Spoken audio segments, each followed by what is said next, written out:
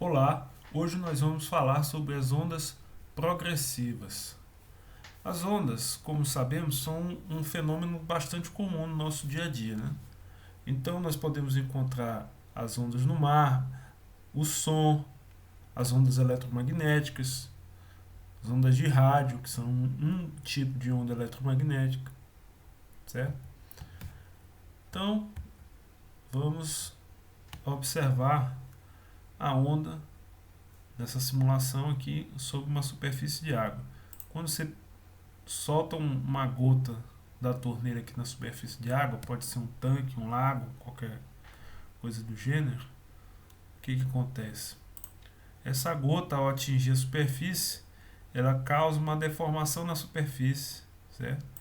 E essa informação vai se propagando. A gente pode mudar a visão, uma vista lateral, certo? E aí você olha aqui que ó, a gota empurrou a água, né? E aí essa deformação só vai se propagando, né? Ao longo da bacia, do tanque, certo? Isso ocorre também com o som. Você dispara uma onda sonora, certo? Um pulso. E aí essas bolinhas representam as partículas do ar, né? E vê que essa perturbação que sai do alto-falante vai passando pelas partículas, certo?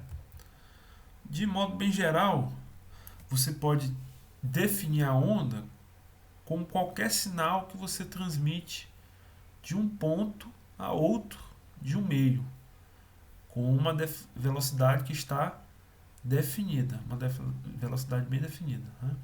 E essa transmissão do sinal ocorre sem que haja um transporte direto de massa, certo? A onda não envolve transporte de massa direto. Bem, você pode encarar como uma onda também aquela situação em que você empilha diversos pega um dominó e empilha, tudo bem? E empurra o primeiro. E aquele efeito cascata vai derrubando todos os dominós. Aquilo ali é um efeito, é um exemplo de onda, que você transmitiu aquele empurrão, foi passando de um dominó para outro, certo? Cada dominó foi caindo. Só que o primeiro dominó a cair, caiu e ficou lá. Ele não viajou a distância toda que a onda viajou, certo? A onda viajará até onde houver dominó para cair, certo? O movimento do dominó foi mínimo comparado ao movimento dessa onda que se propagou nessa fileira de dominós. Tudo bem? Os exemplos mais comuns, como eu já falei, são as ondas de rádio, né? As ondas sonoras, as ondas do mar, o próprio Wi-Fi que nós utilizamos aí para conectar a internet, também é um padrão de ondas eletromagnéticas. Entre outros exemplos que nós vamos abordar nessa aula. Tudo bem? Então vamos primeiro, para compreender melhor o fenômeno das ondas, vamos classificar as ondas quanto à direção de sua propagação. Você tem dois tipos. Basicamente, as ondas transversais são aquelas que se caracterizam pelo movimento do meio ser perpendicular à direção da propagação, certo?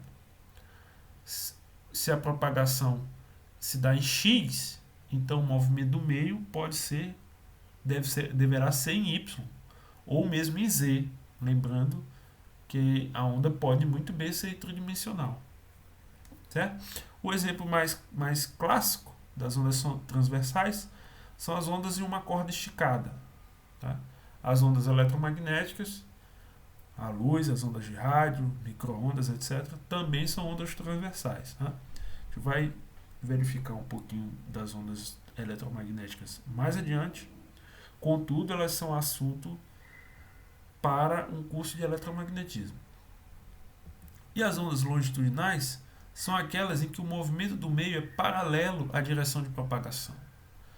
O exemplo mais conhecido são as ondas sonoras, né? Estas, quando se propagam, sabemos que as moléculas do ar elas vão oscilar em torno de uma posição de equilíbrio, né? E essa oscilação das moléculas de ar vai causar uma compressão ou expansão do ar.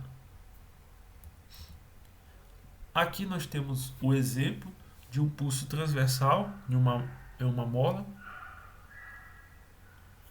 Você percebe que a onda se propaga em uma direção, certo? Numa direção, mas o movimento do meio, que é o movimento da mola, ele é perpendicular. Ele está aqui na vertical, enquanto a onda em si se movimenta na horizontal, o meio se movimenta na vertical.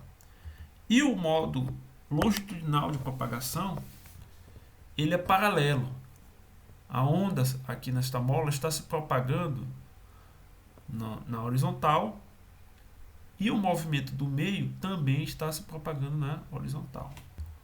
Movimento ondulatório simples. Vamos estudar agora as ondas mecânicas, que são aquelas que se propagam em um determinado meio. Elas precisam de um meio para se propagar. O que causa a onda mecânica? É justamente a perturbação desse meio. Se você esticar uma corda, essa alteração no formato, eu posso chamá-la de perturbação. E essa perturbação, ela vai se propagar ao longo dessa corda como uma onda. Tá? A propagação, ela resulta da interação dos segmentos da corda. Né? O segmento seria você cortar a corda em pedaços infinitesimais, e essa interação entre segmentos vizinhos é que vai promover essa propagação da onda. Tá? Os segmentos, cada segmento vai se mover no sentido transversal, né? Enquanto os pulsos vão se mover ao longo da corda. Como assim? Mas dessa forma, tá? Você gera um pulso,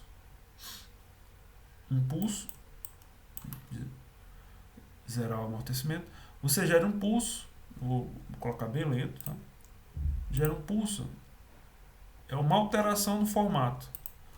Um pulso aqui triangular, tá? Você alterou o formato original da corda. E aí, à medida que você deixa o tempo passar, ó, se você perceber, o pulso viaja numa direção, enquanto o movimento dos segmentos, que seriam essas bolinhas aqui, é perpendicular. Né? Tá bom? É isso que ocorre. Mas vamos atrás de uma definição matemática um pouco mais rigorosa. Vamos imaginar um pulso que esteja propagando em uma onda, em uma corda. Perdão. No instante t igual a zero, o formato da corda, que eu também posso chamar de perfil, ele é definido por uma função y. Tá? Y é a função de x, conforme mostra essa figura. Tá? Deu um pause aqui na propagação da corda, da onda na corda, e eu tenho o formato do pulso definido por essa função y. Y é uma função de x. À medida que o tempo passa, um tempo t qualquer maior que zero, como a velocidade da onda é v, então a distância percorrida pelo pulso será igual a vt, certo? É um movimento retilíneo, uniforme. Tudo bem? Então, o tempo passou e esse formato se deslocou em relação à origem. Tá? Mas nós podemos colocar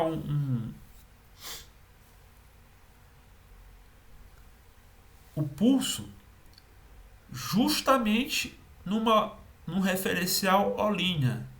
E esse referencial O', ele está junto do pulso. Tá? É o referencial que está junto ao pulso. Então, nós temos dois referenciais, dois sistemas de coordenadas. Tá? Então, no sistema de coordenada O, você tem as coordenadas y e x. E no sistema de coordenadas O', você tem a coordenada x' e y'. Então, no sistema de coordenadas O', a onda, o pulso é dado por y' e x', tá? Então y' é igual a f de x'. Mas você pode fazer uma mudança de variável, porque esses dois referenciais, esses dois sistemas estão relacionados. Tá?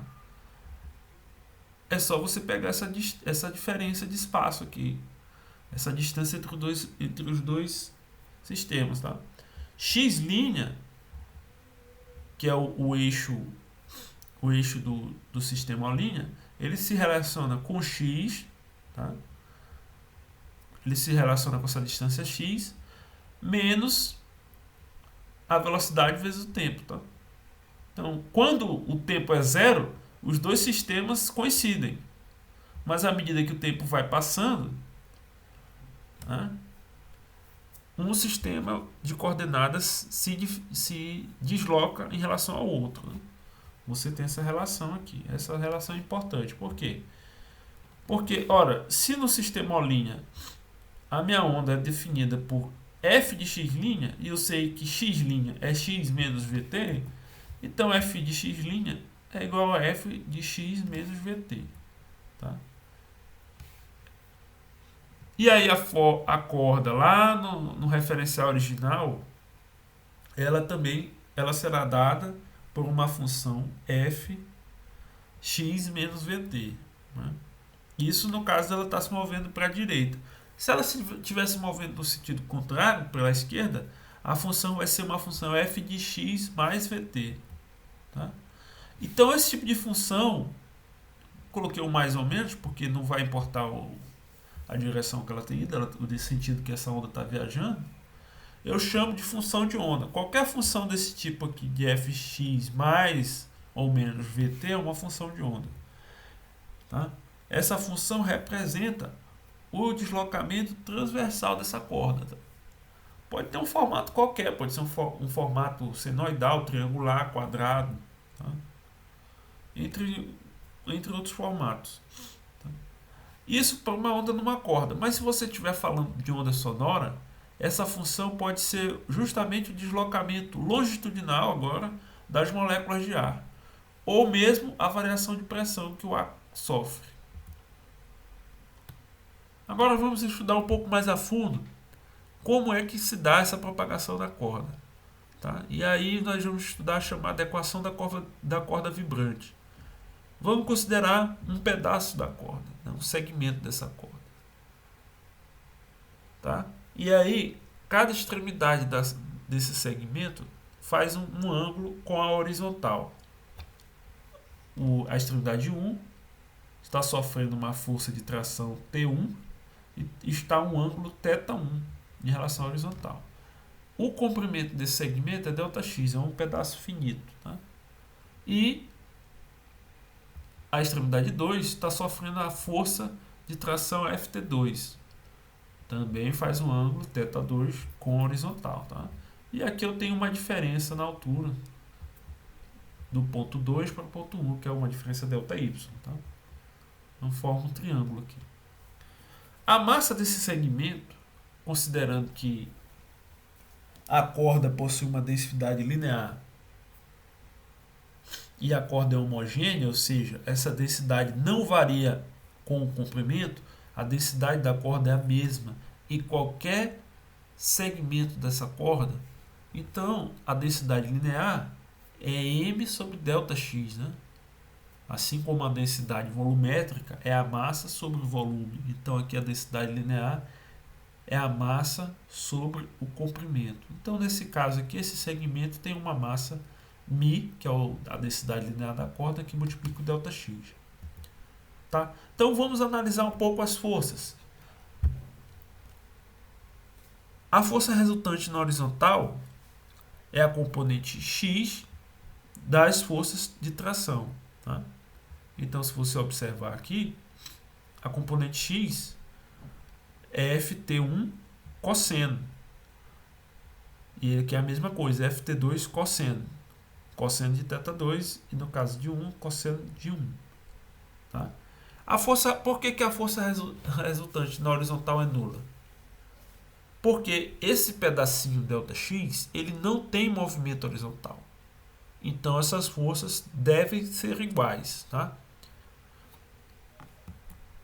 Então nós vamos fazer uma aproximação, porque esse segmento é muito pequeno. Então esse ângulo vai ser muito pequenino, né? Muito próximo de 0 grau. E quando isso ocorre, você tem que o cosseno é aproximadamente igual a 1. Então o que acontece? Aqui fica 1 e aqui fica 1. Então Ft2 é igual a Ft1, que é igual à própria força de tração na corda como um todo. Tá? Ou tensão também, não tem problema nenhum chamar de tensão. Então, chegamos à primeira parte. Né? Ou seja, conforme eu disse, a força de tensão é a mesma nas duas extremidades da corda. Então, significa que a tração é a mesma na corda inteira. Agora vamos analisar a componente vertical. Agora aqui a força resultante é diferente de zero. Por quê? Porque esse segmento ele sobe e desce. Então ele está se movendo em Y, está se movendo na vertical. Então não dá mais para dizer que ele está em equilíbrio. Então a força resultante é a soma das componentes verticais da força de tração. Né? Então no caso Ft seno de 2 menos Ft seno de 1. Por que menos? Porque essa aqui está apontando para baixo, essa aqui está apontando para cima. Tá? Então, agora pelo fato do seno ser muito pequeno, você pode fazer uma outra aproximação também. Quando o seno é muito pequeno, o seno ele também pode ser aproximadamente igual à tangente. Ele também posso escrever ele como sendo aproximadamente igual à tangente. Tá? Não tem problema nenhum. É uma aproximação válida somente para ângulos pequenos. Então a FRY, força resultante em Y, na componente vertical, fica Ft tangente θ2 menos Ft tangente θ1. Tá? E a gente sabe que essa tangente, a tangente desse ângulo, é justamente a inclinação da linha tangente à corda. Né? Não sei se você está lembrado, mas a tangente tem essa interpretação geométrica. Né? E aí você vai lembrar que a inclinação, vou chamar de S, é a primeira derivada da função y em relação a x. Tá? Ou seja, uma derivada parcial. Por que é y em função de x de t? Porque, meus prezados, essa corda está se movendo. Isso aqui está parado no tempo, essa figura. O valor de y dessa função varia em x e varia em t. Tá? Então, a tangente, né, que é a derivada, né, não sei se você vai lembrar disso, mas tem a chamada interpretação geométrica da derivada, né, que relaciona a derivada com a tangente. Então, o que vai mudar aqui é que vai ser uma derivada parcial, porque a função y ela não depende só de x, ela depende do tempo. Tá? Ela depende do tempo. Tá lembrando? Olha, o movimento aqui, ó. Essa função ela vai mudando com o tempo, ela vai se deslocando. Então ela não depende somente de x, tá? Então por isso que fica essa derivada parcial. Então eu vou levar essa tangente como uma derivada parcial de y em relação a x, tá? Então se você escrever com mais calma essa expressão, você vai ficar que a força resultante é a força tangente. Você vai ficar que a força resultante é a força de tração, que multiplica S2 menos S1. Você pode chamar logo de ΔS, né?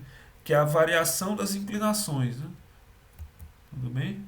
Nas extremidades. Então, vamos aplicar a segunda lei de Newton. Né? A segunda lei de Newton diz: massa vezes aceleração é igual a força resultante. Aí você lembra que a massa é μΔx. Então fica massa vezes a aceleração, né?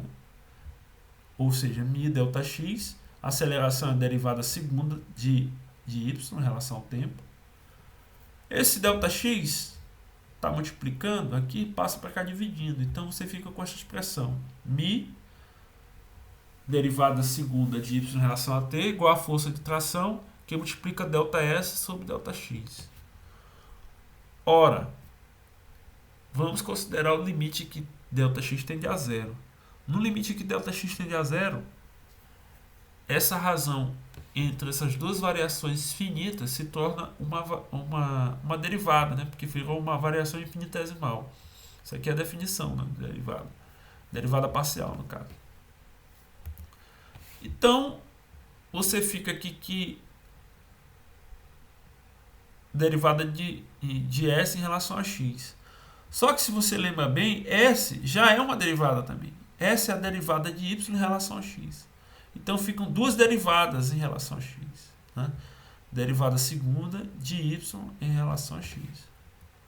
Tá? Então se você substituir essa primeira equação, esse resultado na primeira equação desse slide, você vai ficar com essa expressão aqui. Derivada segunda de y em relação a x é igual a mi sobre ft, derivada segunda de y em relação a t ao quadrado. Tá? Essa é a chamada equação da onda. Tá? Existem outras formas de chegar nessa equação, mas eu acho que, para o nível desse curso, essa maneira, onde a gente tomou algumas aproximações, ela é adequada. Essa equação de onda ela é encontrada em outros fenômenos. Né? Sempre que você observa essa equação, você tem uma onda associada. Tá? Agora,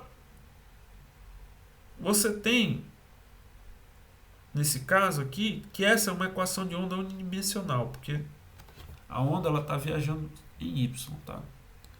Ela satisfaz essa relação aqui. Tá? O estudo das ondas nos traz esse resultado. Né? E qualquer função desse tipo satisfaz a equação da onda. Tá?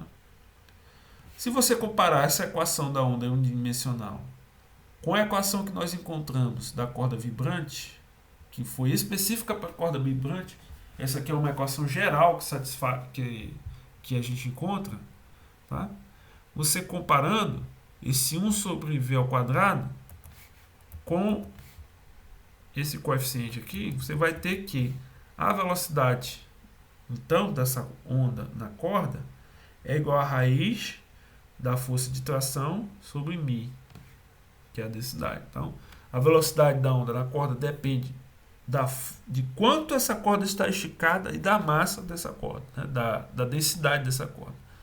Se ela é uma corda espessa, se ela é uma corda fina, certo? No caso das ondas sonoras, você tem que analisar o deslocamento do meio, tá? Que é esse S. Mas o formato, veja, é o mesmo, tá? O mesmo formato, o que muda é a variável.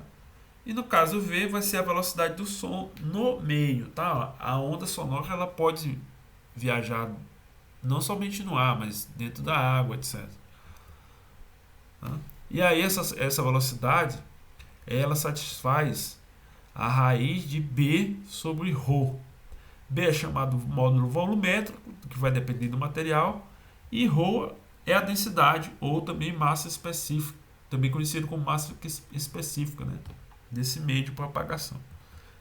No caso do gás ideal, se a onda sonora está se propagando especificamente no gás ideal, essa velocidade vai depender da constante dos gases, né, da constante gama, da constante universal, da temperatura, ok? E da massa molar desse gás ideal. Então, se houver uma variação brusca aí na temperatura, haverá uma variação na velocidade de propagação do som. Tá? Se a variação for pequena, não vai ter grande variação aqui. E lembrando que essa temperatura está em kelvins, tá?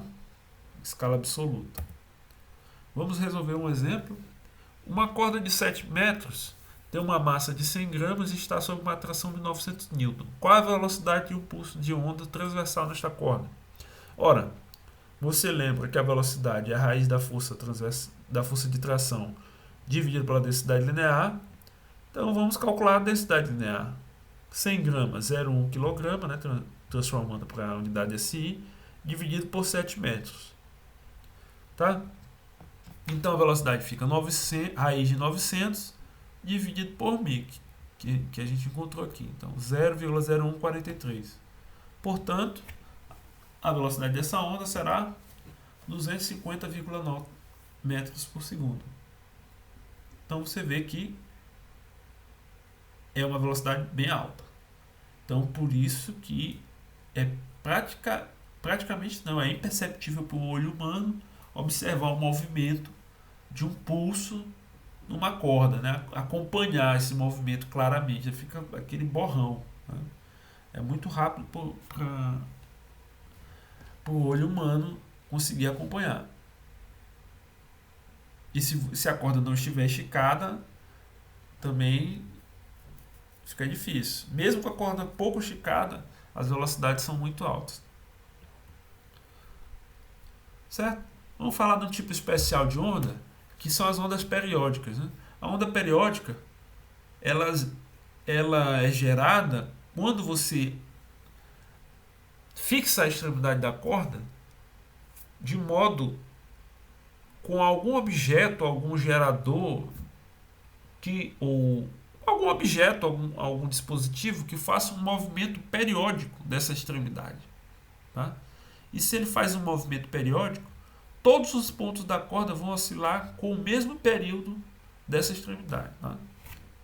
Seria mais ou menos isso. Vou colocar aqui, ó, oscilador. Olha. Veja que a extremidade da corda está indo para cima e para baixo, para cima e para baixo. E esse movimento, que está com uma frequência aqui 1.5, eu posso aumentar a frequência, né? Porque ele vai mais rápido, mais rápido. O movimento de oscilação desses pontos é igual ao movimento da extremidade, né? Que está acoplado aqui a um oscilador. Tá bom?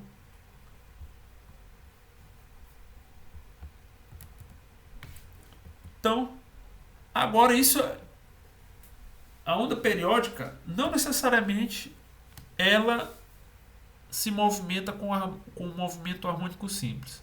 Agora, a onda harmônica ela só ocorre quando o movimento da extremidade, né, que está presa a esse vibrador, ele oscila em MHz, certo?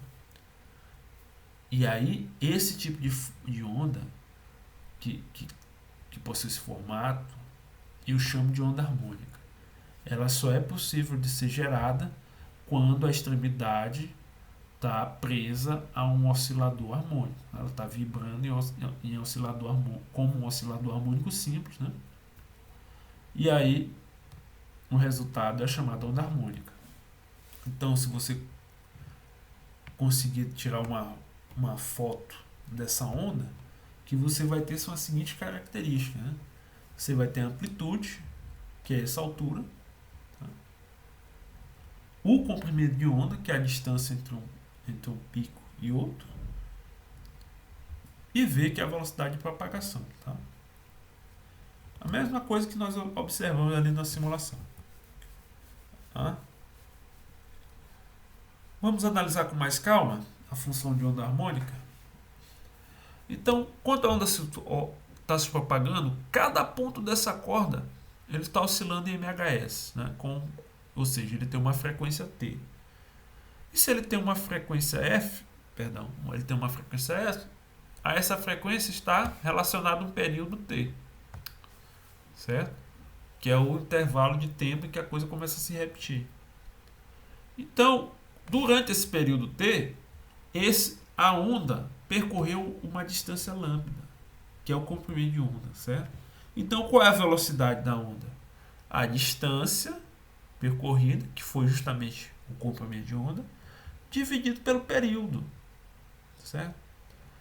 Mas quem é o período? Você lembra bem, o período é o inverso da frequência e a frequência é o inverso do período. Então, fica mais fácil você memorizar que a velocidade é o produto da frequência com o comprimento de onda, certo? A função seno que descreve o deslocamento dessa figura que a gente observou aqui é uma função a seno 2π lambda que multiplica x mais delta. Se delta depende da origem, de onde você coloca a origem do seu sistema, para efeito de simplicidade, vamos sempre colocar que essa constante é igual a zero. Tá? Então, a expressão y de x, tá? Fica bem simplificada, fica simplesmente a seno de kx. Eu posso chamar 2π sobre lambda de k, que é conhecido como número de onda. Então, a expressão ficou bem mais simples. Né? Agora é a parte temporal, né? Porque eu sei que esse formatozinho aqui de seno, tá? Que acaba aqui, ele não vai ficar parado à medida que o tempo passa, né? Você está vendo aqui o que acontece. Ó. Eu vou gerar. O que acontece? Ele vai embora. Tá? Então, de alguma forma, isso tem que entrar na equação, na função. Eu sei que a onda viaja, considerando uma onda que viaja para a direita, né, no sentido x positivo, então eu tenho que adicionar menos kVt, né? Certo? Porque esse v que multiplica t foi justamente a distância que ele se deslocou nesse intervalo de tempo t. Eu posso definir kv como ômega, certo? Que é justamente a frequência angular. E a gente sabe que a frequência angular é 2πf, ou seja, 2π sobre t. Tá? Então você fica com essa expressão aqui, que é bem mais simples. Né?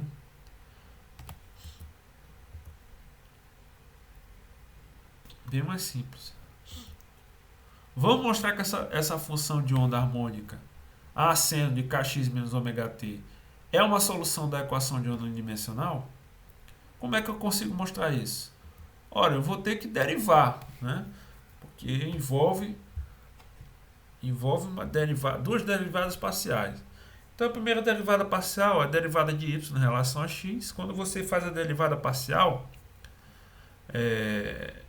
quando você deriva em relação a x, então t nós vamos considerar como se fosse uma constante. Então, derivando essa função seno em relação a x, derivada do seno, cosseno. Sai somente o k aqui do argumento da função. E aí você tem que derivar de novo. Derivada segunda parcial de y em relação a x. Você deriva agora o cosseno. Aí a derivada do cosseno é menos o seno. Então fica menos k ao quadrado a seno kx menos ωt. Vou fazer o mesmo procedimento aqui para y em relação a t. Derivei o seno, virou cosseno. Contudo, o sinal negativo sai, né? Fica menos ômega. E aí, derivando de novo, né? E lembrando que a derivada do cosseno é menos seno, no final das contas, você fica aqui com menos ômega ao quadrado a seno kx ωt. Mas está lembrado que ômega é k que multiplica v, então eu posso escrever essa derivada parcial como sendo menos k ao quadrado v ao quadrado a seno kx ωt. E aí, quando você substitui na equação de onda, que é essa aqui, tá lembrado? Você pode pegar esse resultado e pode pegar esse resultado. Você está vendo aí, vai cortar seno, vai, né? Tudo bem? Na hora que substitui aqui fica k a seno, e aqui k ao quadrado a seno, o v quadrado corta com esse v quadrado aqui, então fica um lado igual ao outro. Então você tem uma igualdade. Logo, essa função que você substituiu é uma solução da equação de onda, tá? Tudo bem? Essa aqui vocês vão fazer com calma, fica como tarefa, tá? Ele pergunta uma série de coisas sobre essa função. Qual é o sentido? Basta você olhar o sinal aqui do ômega, tá? Sinal negativo significa que ela viaja na direção x. O comprimento de onda você vai pegar k e vai ver qual é a relação de k com o comprimento de onda. Deslocamento máximo está aqui. A é igual a 0,03. Né? Por que deslocamento máximo? Veja que haverá determinados momentos que todo esse argumento aqui será zero. ou será 1, como se espera de uma função seno, né? Varia de menos 1 até 1 passando por zero. Tá? Então, o máximo valor que y pode ter é justamente o deslocamento máximo, né? A amplitude, essa constante multiplicativa aqui. A velocidade máxima, como é que você obtém? Deriva essa função y e você vai ter v de y. Tá? Essas aqui são mais tranquilas, mas essa aqui você só tem que derivar em relação ao tempo. A função y, que é a função de x e t. Tudo bem? E agora vamos falar rapidamente das ondas sonoras harmônicas. Né? Essas ondas elas podem ser geradas com o chamado diapasão ou um alto-falante que vibra em MHz. Tá? Você pode usar um computador para gerar uma onda sonora harmônica. Essa fonte vibratória, por exemplo, o alto-falante, faz com que essas moléculas de ar fiquem oscilando, né, também em MHz em torno das suas posições de equilíbrio. E aí essa oscilação faz com que um determinado grupo de moléculas colida com as moléculas vizinhas e essas também passam a oscilar. E essas segundas moléculas vão colidir com terceiras e quartas e assim a onda vai se propagando. Tá? A função que representa esses deslocamentos é justamente essa aqui. S de x e t é S0 seno de kx menos ômega t. Tá? É uma oscilação em torno da posição de equilíbrio. Esse deslocamento das moléculas vão causar variações na densidade, certo? E, consequentemente, na pressão do ar. As moléculas, em determinado momento, em determinadas regiões, vão estar mais agrupadas, gerando um aumento na densidade. Em outras regiões, elas vão estar menos agrupadas, né? Mais rarefeitas. Né? E isso vai gerar uma diferença na pressão em cada uma dessas regiões. E aí, a pressão vai ser dada por, né, na verdade, a variação de pressão. Né, esse P aqui é uma variação de pressão em relação à pressão de equilíbrio local, ou seja, em geral, a pressão atmosférica. Tá? Você pode ter uma região, e aqui é a amplitude dessa pressão. Tá? Cosseno, aquela coisa, né, varia entre menos 1 e 1, passando por zero. Então vai ter regiões e uma hora a região vai estar com variação positiva de pressão, ou seja, vai estar com a pressão acima da pressão atmosférica, e vai ter hora que essa pressão vai estar com valor abaixo do valor da pressão atmosférica, certo? E aí essa relação da amplitude, a amplitude de pressão, que é esse P0, está relacionada com a amplitude do deslocamento das moléculas. Né? Maior será essa pressão, quanto maior for o deslocamento dessas moléculas. Mas aí entra outras variáveis envolvidas, né? A densidade do ar, o ômega e a velocidade de propagação. Agora tem uma diferença fundamental, né, da onda sonora harmônica e a onda da corda, né? Que a velocidade de propagação é constante, não muda. Tá bom? Enquanto que a velocidade da onda na corda ela é variável, né? Ela vai depender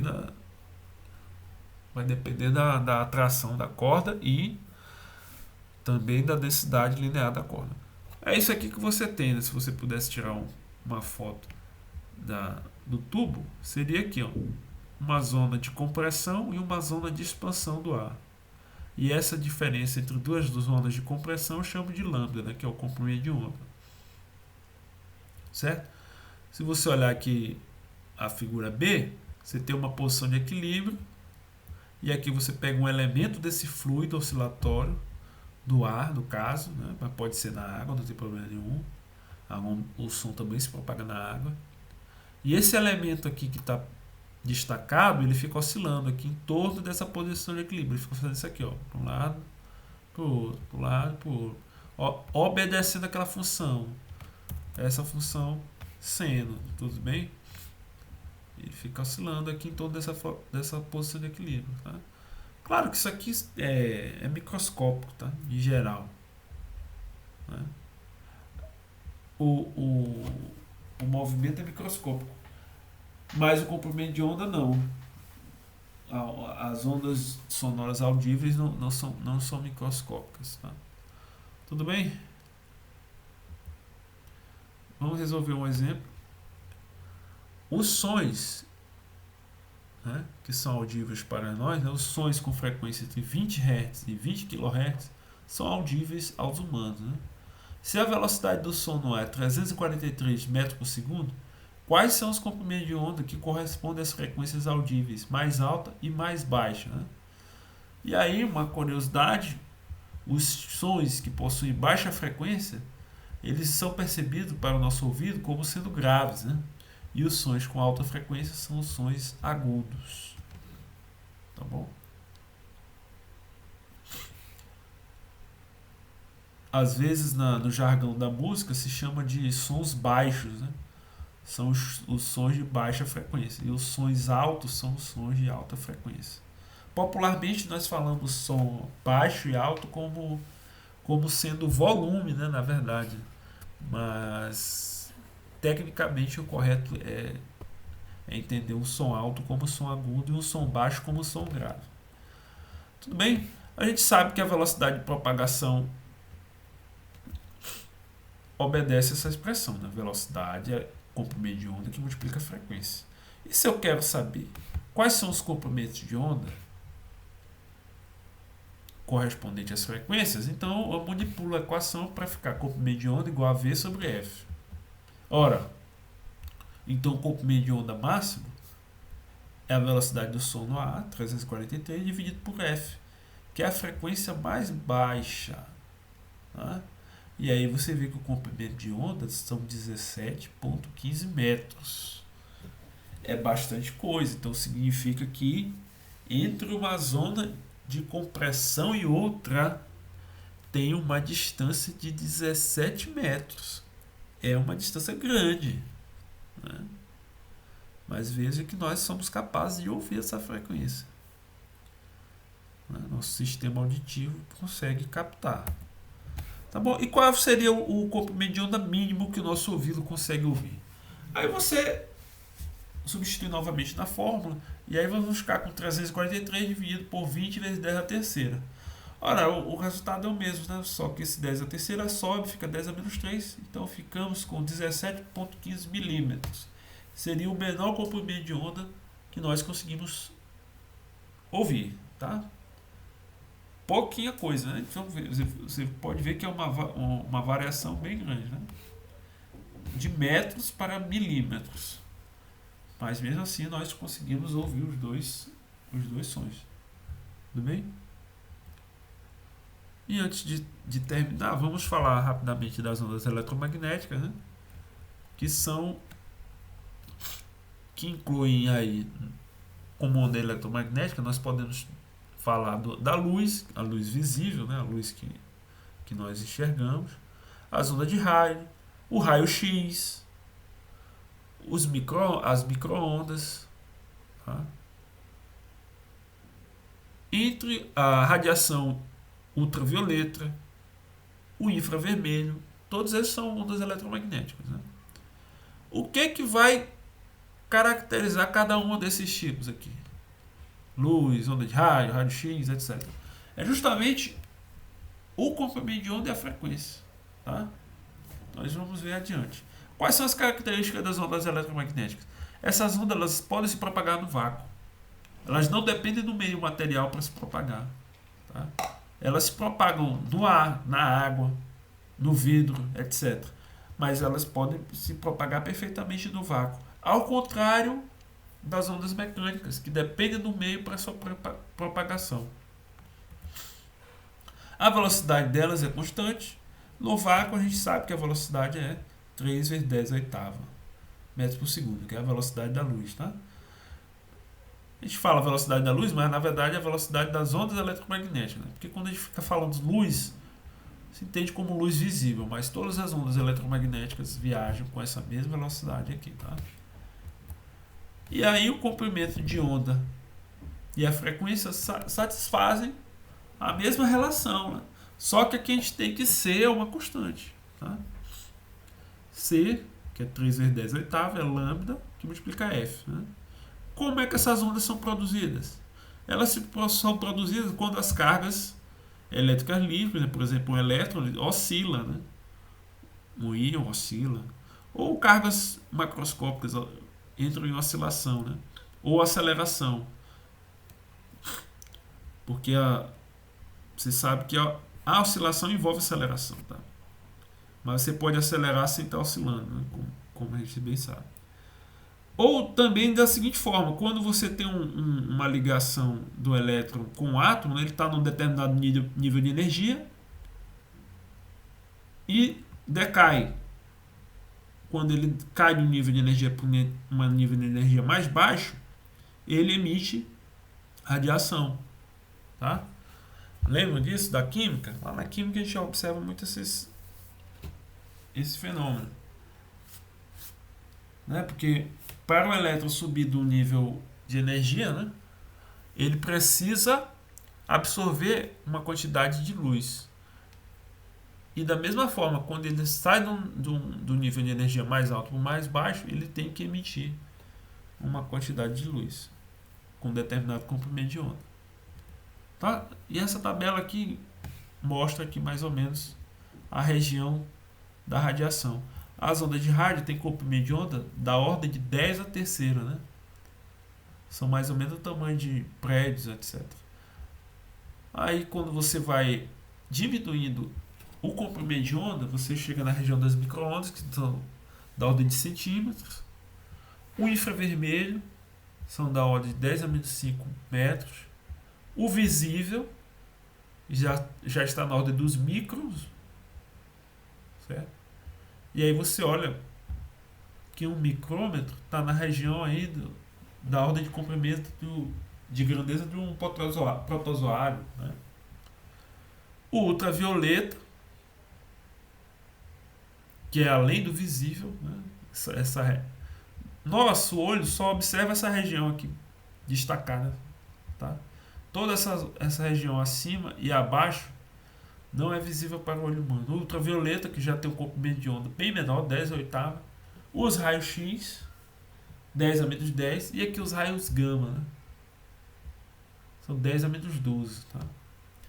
E aqui embaixo a gente observa a frequência desses tipos de radiação. Tá?